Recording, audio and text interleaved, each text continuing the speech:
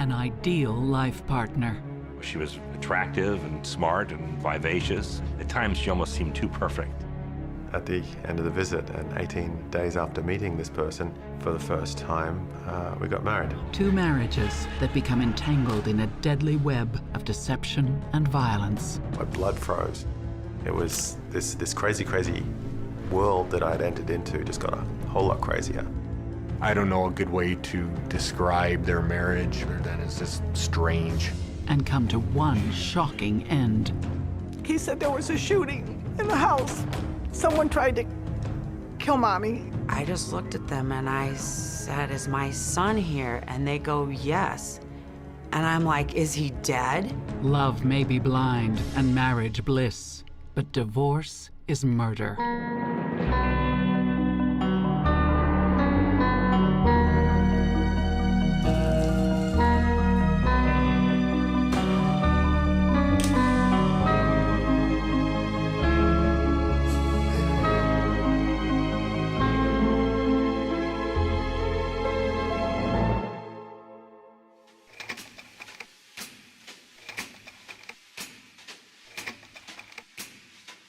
(1987). John Pitman, a high-flying medical student in Chicago, catches the eye of Tracey Richter, a bright and beautiful radiographer. She was attractive and smart and vivacious, and she had an ability to read people that I hadn't really ever encountered before. She also sort of had a way of knowing what you were, wanted to hear or were very interested in. And, at times she almost seemed too perfect. And she always got good grades in school. And at that time, because her SAT test, she got one of the highest scores, I'm pretty sure, in the whole United States. She has a 145, 150 IQ, which is very, very high IQ, very bright, very perceptive. In 1989, the happy newlyweds move west to the mountain city of Denver, Colorado, where John throws himself into a demanding medical career. I was in a high-powered, high-energy, high-demand residency, 120-hour work week. The residency went very well. Things were very promising. When he meets Tracey's family, the Richters, they give John a warm Midwestern welcome. Very down-to-earth, but I like that. So we all got along just great. We treated him like a son, no different than if he was our son. And up to that point, I mean, he was okay. And my point is, I'm not married to him. You don't all like the same people. But after 2 years, the honeymoon is over. Tracey's career falters, and she becomes unsettled and restless. She would get a job, then all of a sudden, I'd get some sort of story, and then she'd be doing a different job, and then there'd be a different job. She's just as unhappy staying at home. As she didn't really have a job. She was just around the house, and not much was getting done. She also claimed we were both big animal lovers, or so she claimed she was, and I am a big animal lover. So we started acquiring pets, and which is great. But I found myself being the one taking care of them. Psychotherapist Stacy Kaiser and forensic psychologist Brian Russell see signs of trouble emerging. I think intellectually you can understand, I'm married to a man who works a lot of hours because he's building a career and a life for us. And I think emotionally you can still feel neglected. I see this happen with women all the time. Just because I understand that you need to work doesn't mean that I don't want your love and adoration. If one person feels smart and intelligent and capable, and yet it's the other person who seems to be the one who's busy, the one who has the life outside the home, the one who's making the money, getting all the recognition and prestige, you can have a resentment born of that. John's parents never really warmed to his young wife, and their opinion of her is about to plummet.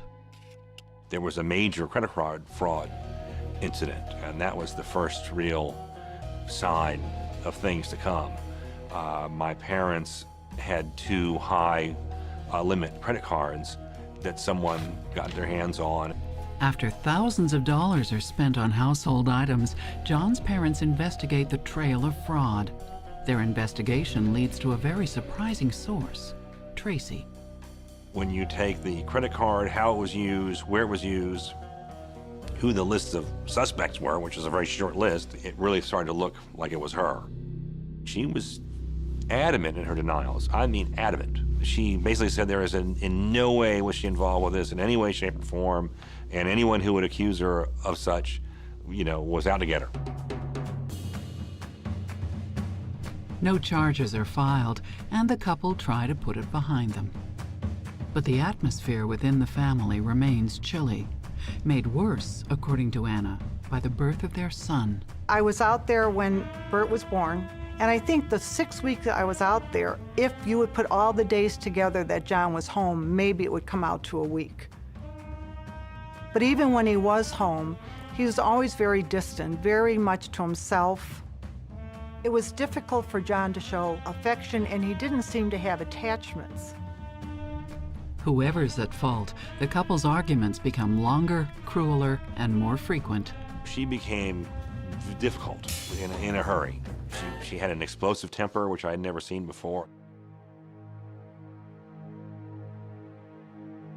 There became a cycle where no matter what happened, all of a sudden it was my fault, and that was I was responsible.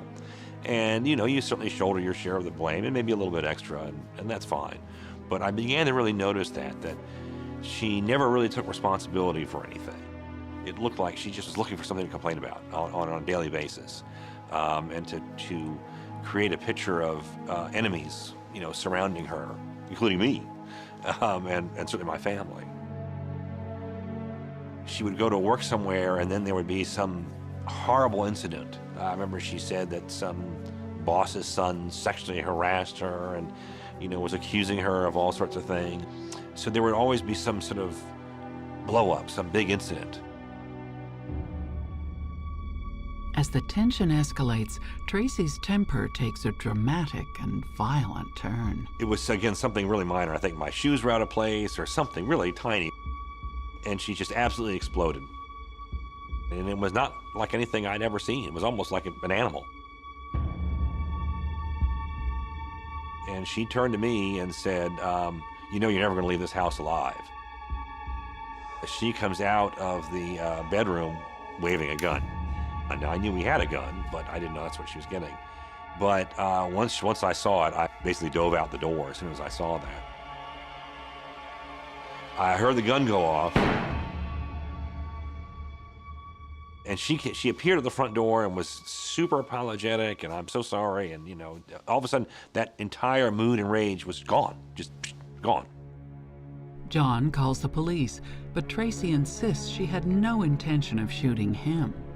As Tracey was charming, very passive, and very apologetic, she then explained to me that it was a suicide attempt, that she wanted to kill herself. Which, she shot in the air, and I didn't see what happened. I did not see her physically shoot the gun. It was possible. She was distraught. She brought the gun down, didn't realize it was loaded, and it went off. I find the claims that John would say she tried to harm him funny, because at the time, never once did he ever accuse her of trying to harm him. Never once. Stacy Kaiser and Dr. Brian Russell see a marriage in serious trouble. The discharge of the gun maybe was accidental at that point, but the propensity for her to create a risk for violence, at the very least, should have been a giant red flag waving all over the place in front of him. They aren't really talking about their problems. They're just busy living their lives. And I think it really made her escalate to a point of almost going crazy. After the gun incident, Tracey is charged with discharging a weapon. She's forced to undergo 6 months of psychological counseling. But the couple is determined to repair the damage. John gets a job back in Chicago, and they begin preparations for the move. We sold our house, and all of our pets were supposed to be sent to Chicago. But she called me up one day in this panic and said, oh my gosh, something terrible has happened, they're gone. She made this big story and, and very emotional and very convincing that, she had taken them to a company that said they'd ship them, but it turns out it was some front for some lab somewhere and they're gone now, which I thought was bizarre. At that point, I realized something is completely wrong, that there is something wrong here. Convinced Tracey is lying, John seeks the advice of a private investigator. I started telling him about the pets, and he keyed in on that immediately and said, there's a problem. And then he started asking me questions, one after the other, and I was like, yeah. He says, is this true? And I was like, yeah. Is this happening? Yeah. And he just sort of went down. It was like he had a checklist. He said, the person that can just throw away that many, animals that you're killing yourself taking care of, tells you something. As the interview continues, John remembers another suspicious incident.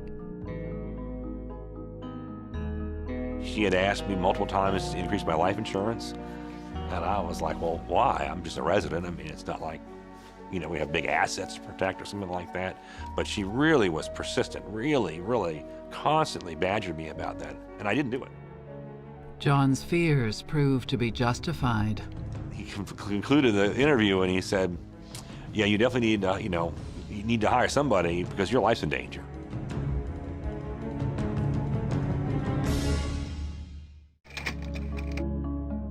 John Pitman and Tracey Richter had so much potential. But the rosy glow of newlywed love has dimmed, leaving violence, fear, and paranoia. By 1992, John has hired an investigator to unravel what he believes is a plot against his life. What the investigator explained to me was that, number one, what she's going to try to do is get you alone where she knows you're alone and you're in private. And that's when it's going to happen, because she's not going to kill you. She's going to have someone else do it. I think that John did the right thing by hiring a private investigator. That said, if you reach a point in a relationship where you think you need to hire an investigator, then I think you have to really look at whether or not you should be in that relationship. As John and Tracey prepare to move back east to Chicago, the investigator continues his surveillance. She called me and said, hey, let's meet at our apartment, and then we'll go get some dinner.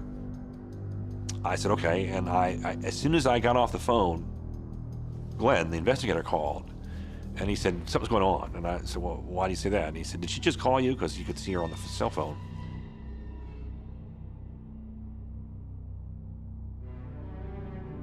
He said, what did she say? And I explained, and he said, well, you got a real problem. And I said, why is that? He said, well, your apartment is due east, and she is headed straight west as fast as she can go.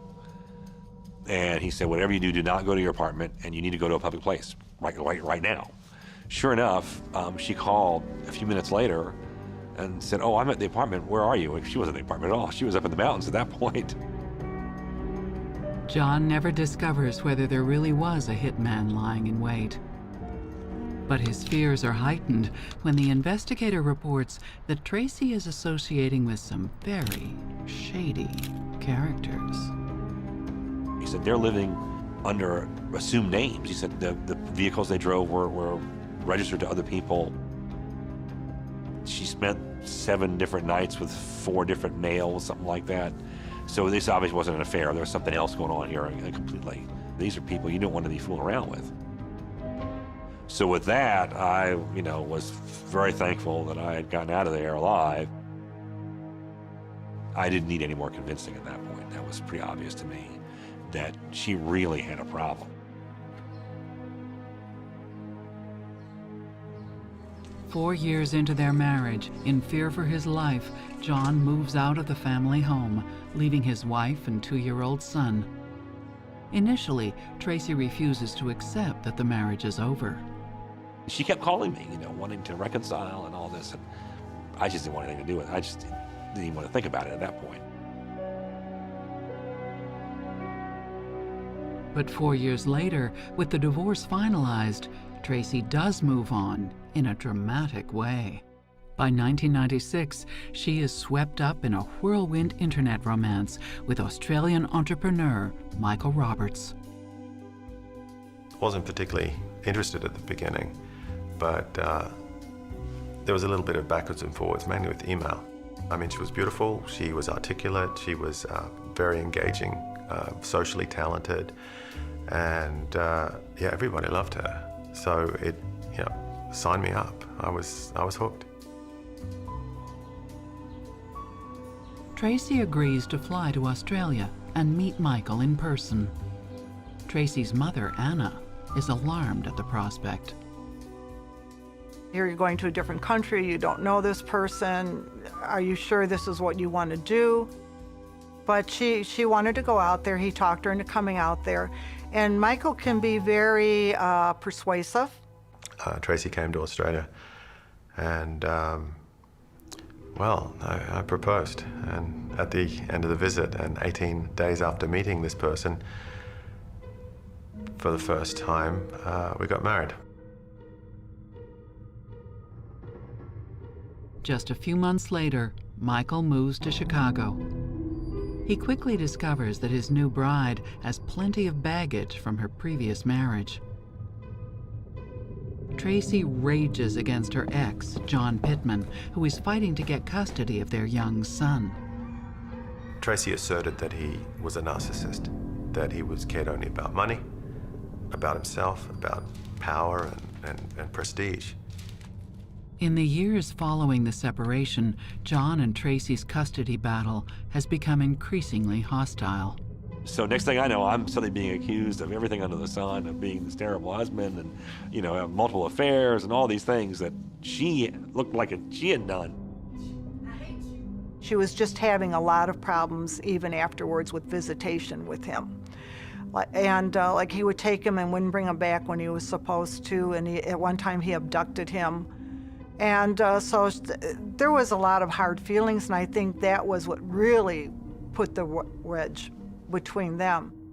Our son started showing up, and he's only 3 years old at the time, with very strange marks on him, on his face, on his body, that, you know, kids fall and they get bruised, and, you know, that stuff happens. But these look strange to me. And I started asking him about it, and at first he really wouldn't say much about it, but then he started telling me that his mother had hit him, which was a real shocker to me. That was a shocker. I did not see her ever being violent towards her child, and I didn't expect that. Tracey makes a startling accusation that throws the custody proceedings into chaos. We walk into court, filing a motion, you know, all these things, and they turn around, their attorney says, well, we have physical evidence that he's been sexually molested and that his father is the responsible party. And I was in shock. I was stunned. All of a sudden, flyers started appearing on all the cars around the hospital, naming me as a child molester, and they were all putting on the windows of the cars in the parking lot right across from my apartment. John denies everything and fights Tracey's accusations tooth and nail, but Michael believes her and stands loyally by her side. I adopted the battle as my own. My time, my money, my resources, my emotions. I put a big hedge around the family to protect them from this monster, Dr. Pitman.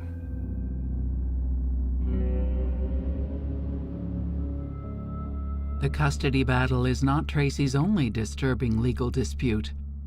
She tells Michael she's also suing her dentist, a Dr. Laspiza, for an incident during which she says she was drugged and sexually assaulted. She said she woke up and to find her dress around her waist, and that he was fondling her breasts and masturbating, and that she had red high heel shoes that were far too small for her feet, on her feet.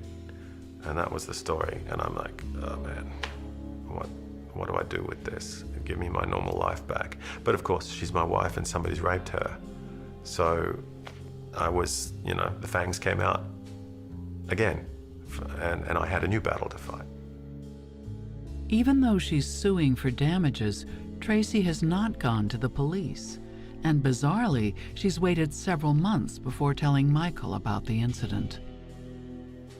I felt pretty dishonored to be left in the dark by that. It's like, if somebody sexually assaults you and it's not your fault, well, why wouldn't you tell me? Tracey's supposedly a victim over and over and over and over again. It seems like every man who comes into Tracey's life has abused her, or abused her children, or abused both, mistreated her in some way. Okay, this is either the most unlucky human being in the history of the world in front of me right now, or this is a liar in front of me right now. You're stressed out and I don't feel... Just like his predecessor, Michael is shocked by Tracey's hair-trigger temper. When Tracey wanted to go out for hamburgers for dinner for the 4th time in a row, I said, can we have something healthy? And she took that as a personal affront. She just turned into a monster. She literally turned in front of 2 lanes of traffic on our side and then 4 lanes of traffic on the other side, wheels spinning, to go somewhere else. And from that point on, I was hypervigilant. And Michael isn't exempt from Tracey's colorful perception of reality. She complains that he's both neglectful and overly controlling. He was very possessive. When she would come over, because she'd say, oh, he's playing video games downstairs and he's been down there for 3 hours. So she says, I got lonely, so I came over. She would be in the house 5 minutes and he'd be calling, when are you coming home? When are you coming home? Wherever she was, she couldn't go anywhere. My relationship with Tracey was acrimonious. It was dysfunctional. It was debilitating. I was always looking for something that would change Tracey or change me, because of course I blamed myself for a lot as well. I didn't understand why, but it was all my fault. And the Richter family now make that very clear that it's all my fault now too, so. Tracey has people who adamantly defend her. And not only does she paint herself to be the victim, but she creates elaborate stories about how other people have hurt her. And she's just been this sweet, innocent person in the mix. The trust in this relationship is rapidly fading, especially when Michael suspects infidelity. One thing that she claimed before we even met the first time was that she was a model for Black Velvet whiskey, and that she would do these modeling gigs and it was always in a short black velvet dress, but never brought a paycheck for it, and sometimes would come home sooner than the trip to wherever she was going would have taken and have showers when she comes home. Suspecting affairs, Michael tries to fix the problem by arranging for couples counseling. But I thought all the fault was mine, because Tracey and her parents would tell me that was the case. She would accuse me with counselors of certain things, and I would admit them just to show, just because if I didn't, of course, that's denial. And I just wanted to try and break through. It was a very, very strange time. If this marriage is to survive, he and Tracey need a fresh start. In 1998, the couple decides to leave Chicago and start again in a small Iowa town called Early. It was pretty much, or throw a dart at a map. That's how we came to be in Early, Iowa, unfortunately, for the people of Early, Iowa.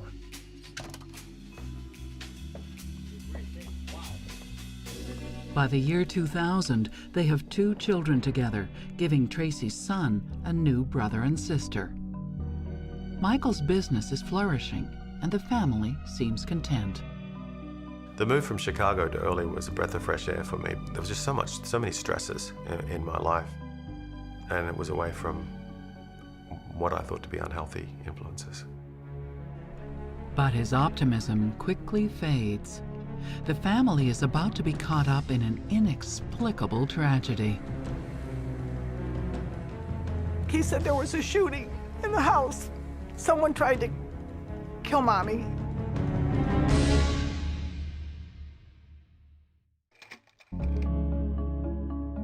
Tracey Richter and Michael Roberts are proving to be popular in small-town Iowa. Neighbors are unaware of their checkered history. Tracey's ongoing custody battles with her first husband, John, the sexual assault claim against a dentist, and her alleged affairs in Chicago. Mona WEHDE, a local real estate agent, has no idea that her life will be tragically transformed by her new neighbors. They seemed very, very friendly. You know, they were just, very pleasant people, outgoing, kind, considerate. You know, they just seemed like really nice people when they moved to the community. The couple's lavish spending makes a considerable impression. It was just kind of like one thing after another. They were always fixing up their big Victorian house, and then they got a camper, and then they kind of remodeled their camper, and then they got a brand new camper and kind of showed it off and bragged about it. And pretty soon they got an acreage where they had their Arabian horses, put up their little white picket fence, and they were just always spending money. Mona takes a job working for Michael's internet business. The marital tension is impossible to ignore. They would always, be talking about the other.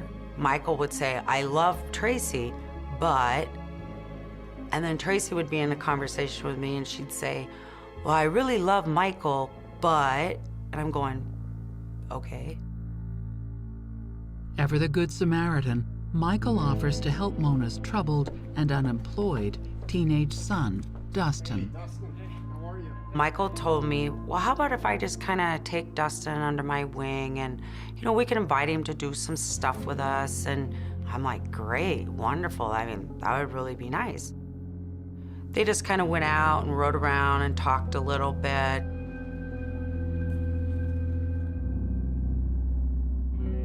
It's not long before Mona sees the full extent of their increasingly dysfunctional relationship. One day, Tracey discovers that a bad business deal has cost them thousands of dollars. And Tracey comes storming in the back door. She was just stomping and rampaging and cursing and yelling at Michael. And Michael looked at me and he says, I'm gonna have to excuse you. I'm gonna ask you to go home now. And I said, no problem, not my business. So I just got up and gathered my things and I left. Well, the next day, Michael had called and told me that he had spent the night in jail. And I'm like, what? She started literally kicking her boots through both the drywall on both sides. It would come right through. And she was doing this right over a 220 volt heater. So I put my arms around her to pull her back because I actually thought she was going to electrocute herself. I didn't throw her to the floor. I didn't drop her to the floor. I actually laid her down.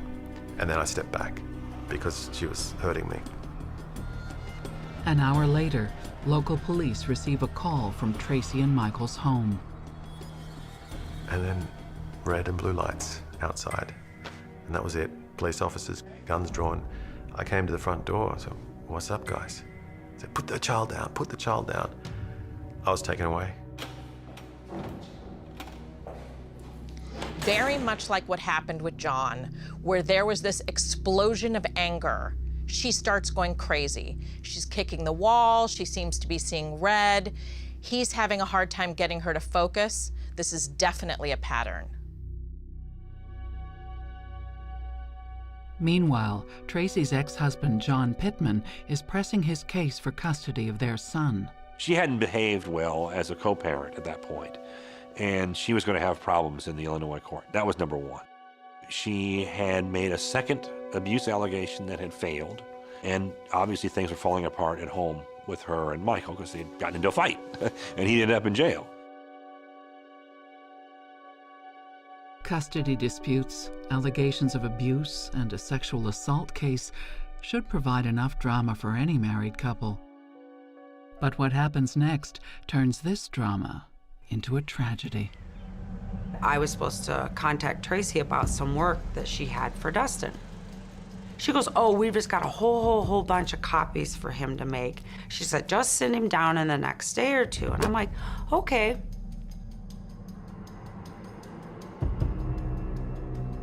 Later that day, Mona receives a horrifying telephone call. My nephew called me on my cell phone, and he had told me something really, really bad had happened at my friend's house down the street. And the house is all taped off, and there was a fatality, but he goes, I don't know who. And I just personally thought Michael had shot Tracey or Tracey had shot Michael. And my husband goes, I think Dustin's car is at the Roberts. I'm just like, I want to see my son. I want to see my son. And they're like, you can't. You need to go home.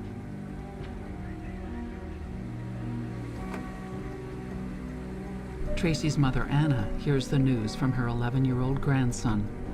At first he was calm, and he goes, Grandma? And I said, yeah. He said there was a shooting in the house. Someone tried to kill Mommy.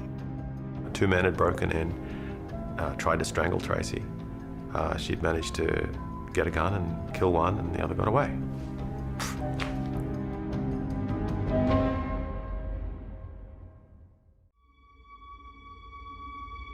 December 2001.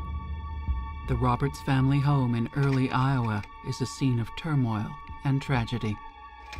According to Tracey, who was at home with the kids, 2 men entered the house and attacked her violently. Tracey shoots one of them dead, and the other escapes. The dead man turns out to be a familiar face at the Roberts home, Dustin WEHDE. I just looked at them and I said, is my son here? And they go, yes. And I'm like, is he dead? And they go, yes. It was just like, you got to be kidding me. My blood froze. It was this crazy, crazy world that I'd entered into just got a whole lot crazier. Family and investigators try to piece together this horrific chain of events. She heard someone come in downstairs, and she thought it was Michael coming home early. Saw 2 men coming up the stairs, didn't recognize them. She says, I just turned with the baby, and I start running towards the bedroom.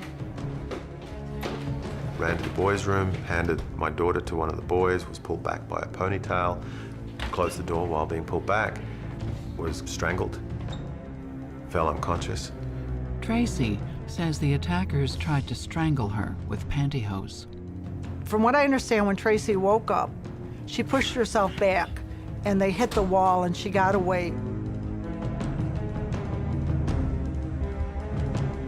She got up, ran to the room, got underneath the bed, was able to get a gun out. And then she just laid there between the bed and the wall and just started firing in the direction.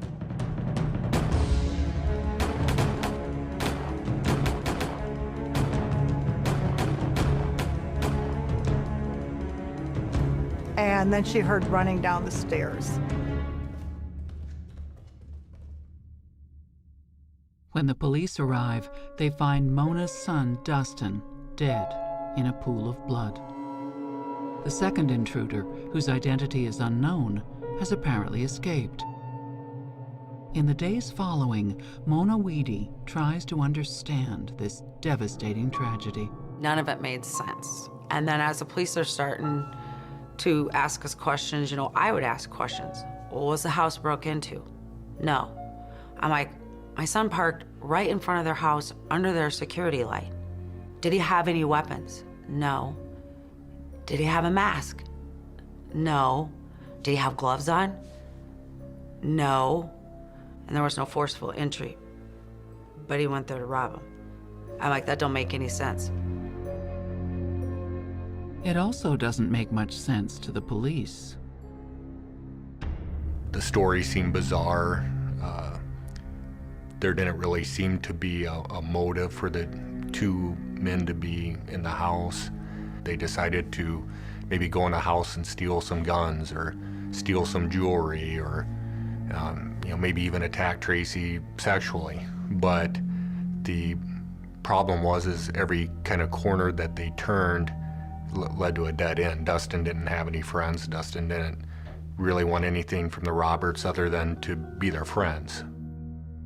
Tracey's not short on enemies. Could one of them have hired or persuaded Dustin to invade the Roberts family home? Everyone's got a theory. Michael's first thought is that the dentist, Dr. Laspiza, who allegedly drugged and sexually assaulted his wife, is involved. 3 days before,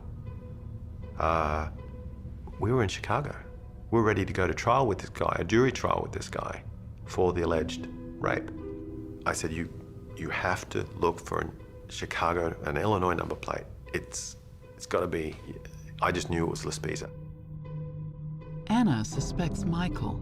She feels he reacted strangely on the day of the shooting.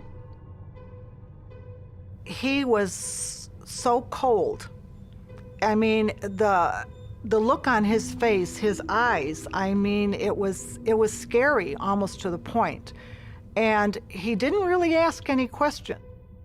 Tracey points to the acrimonious custody dispute with her ex-husband, John.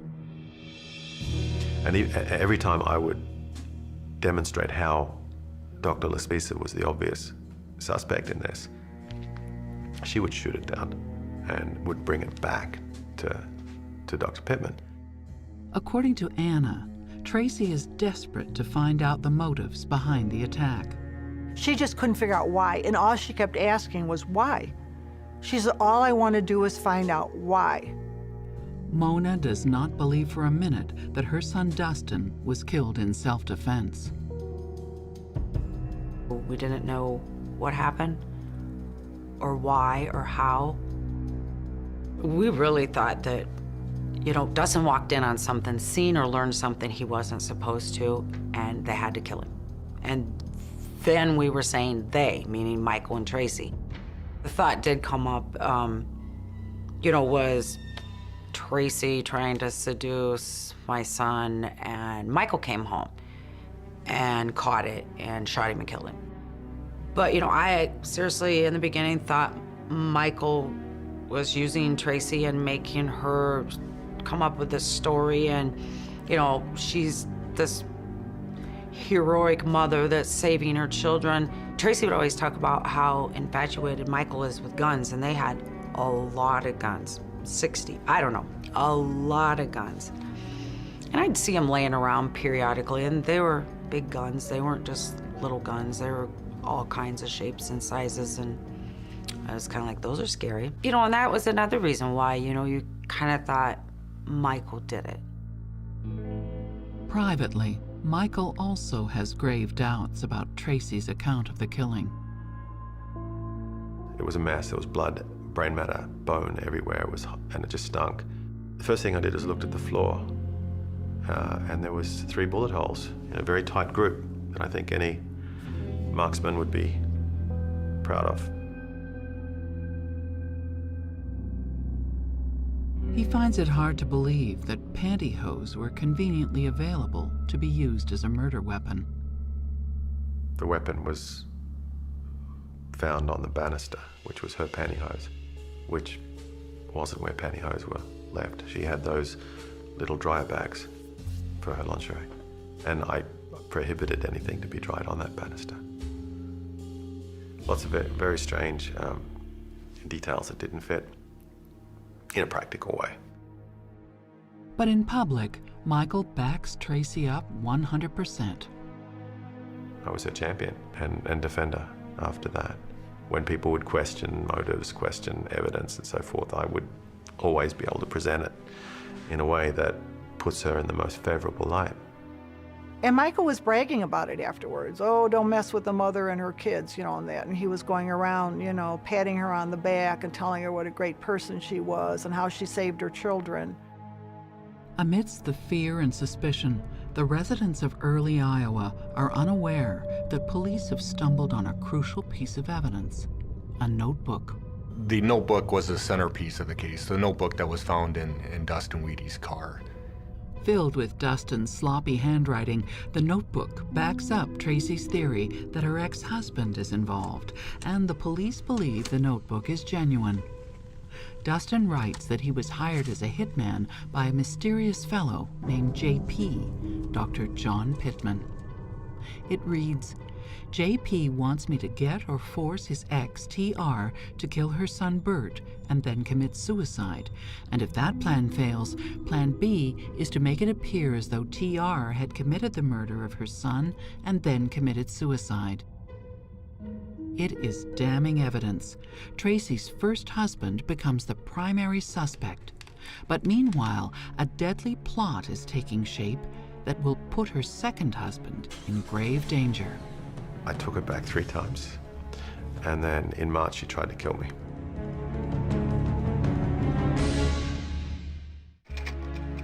Dustin WEHDE has been shot dead by Tracey Richter in an apparent act of self-defense. Dustin's handwritten notebook suggests that Tracey's first husband, Dr. John Pitman, is involved. But lead investigator Trent VOWS has some doubts.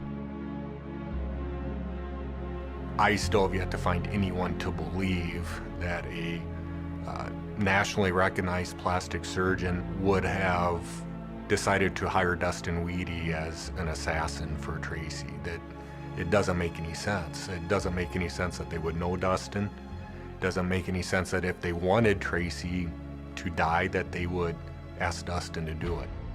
I remember hearing something from someone that I was being implicated in, and I thought, well, you know, how ridiculous is that? But, you know, what else is new?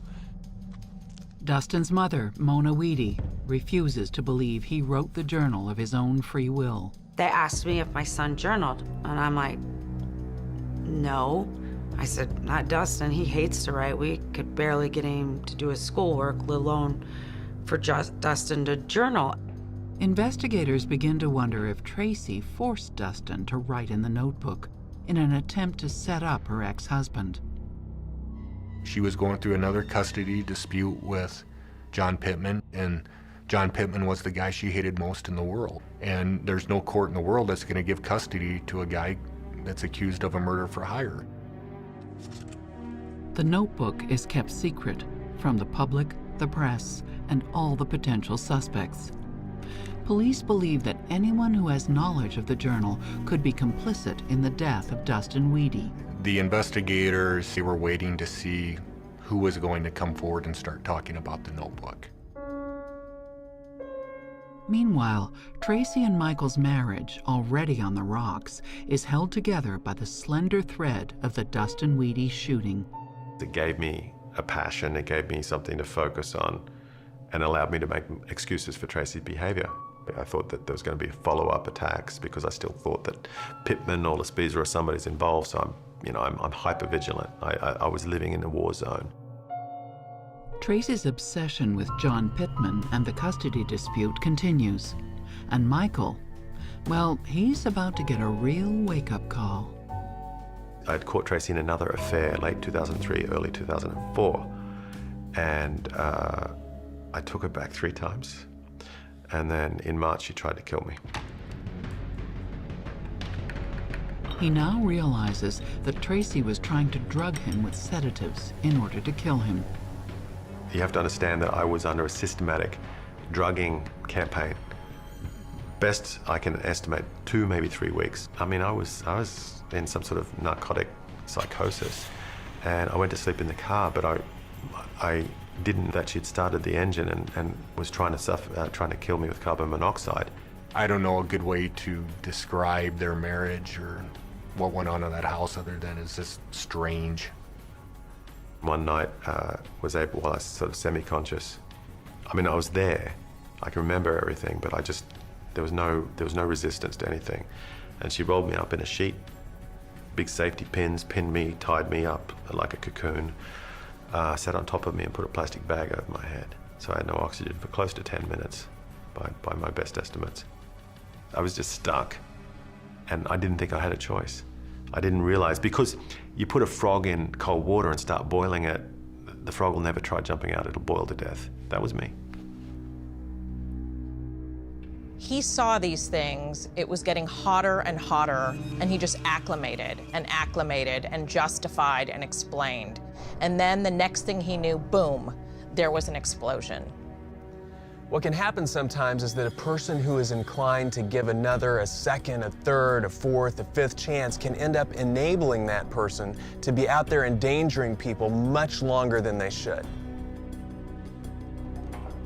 When Michael finally does go to the police, he can't persuade them his life is in danger. I'm the guy. You know, it's usually the guys that do the abuse. Fearing for his life, Tracy's second husband finally jumps out of the boiling water. He changes the locks and files for divorce. Michael calls John Pitman, a fellow survivor of a Tracy Richter marriage.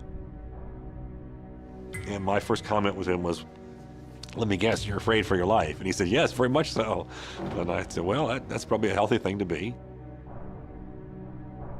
With the second marriage over, Tracy tries to turn suspicion away from John Pitman and towards Michael. Michael Roberts was never a suspect in Tracy's eyes, right up until the day they got divorced. Whoever she hated the most was responsible for the attack.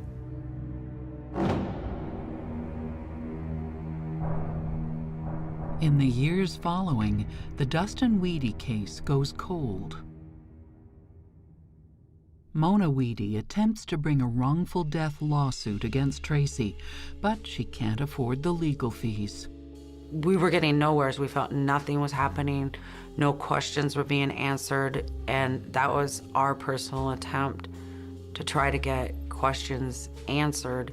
Special Agent Trent Villida never believes Tracy's claim of self-defense.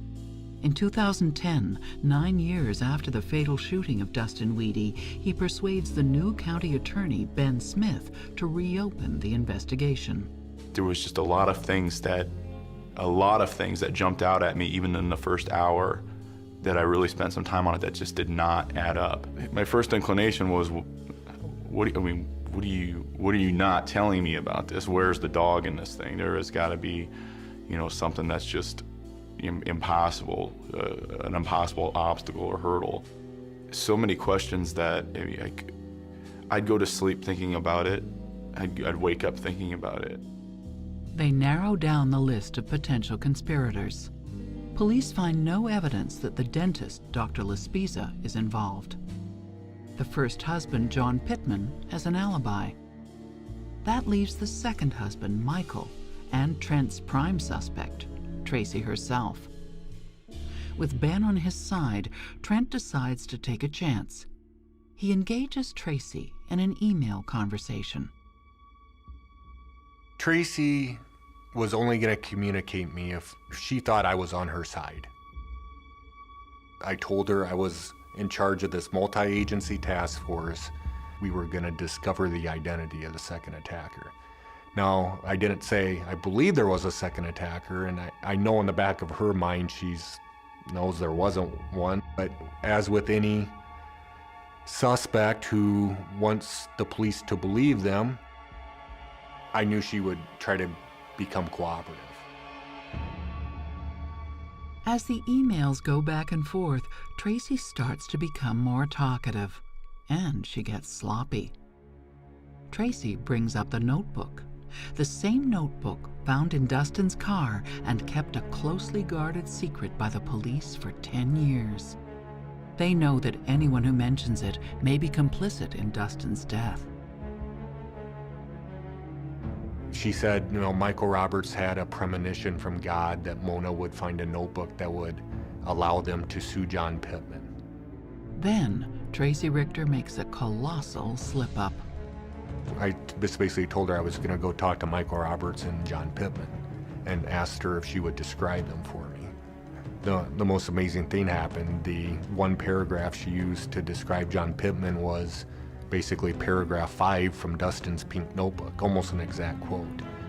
For me, that was a huge turning point. That was her saying, in her own words, what was in the notebook. I think that Tracy knew the longer she spoke with me, the worse it was starting to look for her. So I think she needed to end it somehow. But Villida needs more. He needs proof that Tracy knew about the notebook at the time of Dustin's death. There's one witness that may be able to help, a close friend of Tracy's, Mary Higgins.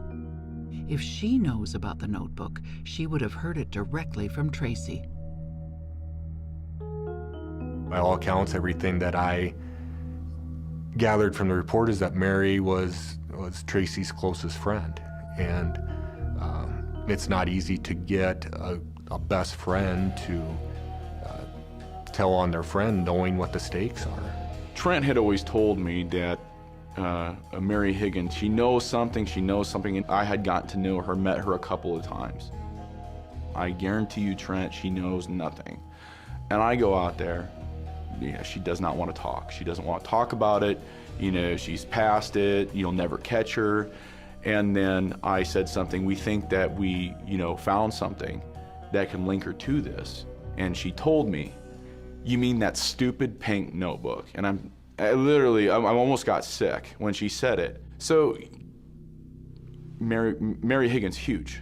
I mean, absolutely, tying her to that. Once we had Mary Higgins' testimony, that was the case.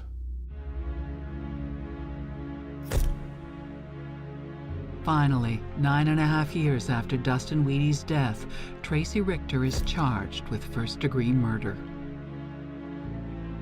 At the trial, Mary testifies that Tracey told her about the notebook soon after the killing. The prosecution argues that Tracey convinced Dustin to write the diary and then shot him dead in an attempt to set up her ex-husband.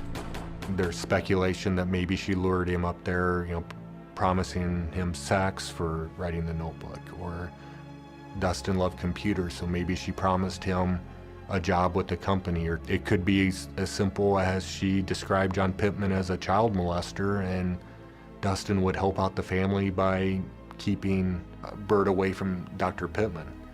People, say, oh, she was going to lose child support. She didn't care about child support. She cared about winning. She cared about beating Dr. Pitman. That's it. It's all it ever was. On November 7th, 2011, the jury finds Tracey Richter guilty of first-degree murder. She is sentenced to life in prison. Tracey still maintains her innocence, as does her family. They say that I just can't accept. And I said, I can accept it if it's true, but I know it's not true. And I'm going to fight, and I don't care. I'm never going to give up to prove that she's innocent. Look at the lives that have been wrapped up around her and the people who've gotten close to her, what's happened to them. Between me and Michael and the dentist and all these people whose lives have almost gotten destroyed by her. Is that coincidence? I mean, that's a heck of a coincidence. She got first-degree murder, life in prison, without parole. It's true, it's real, it happened. That part is done, it's over with. I hope Mona knows how deeply sorry I am. Not only did I bring her son into the orbit of a monster, I defended that monster, and I insulted her son after he was dead. And for that, I'm very, very sorry.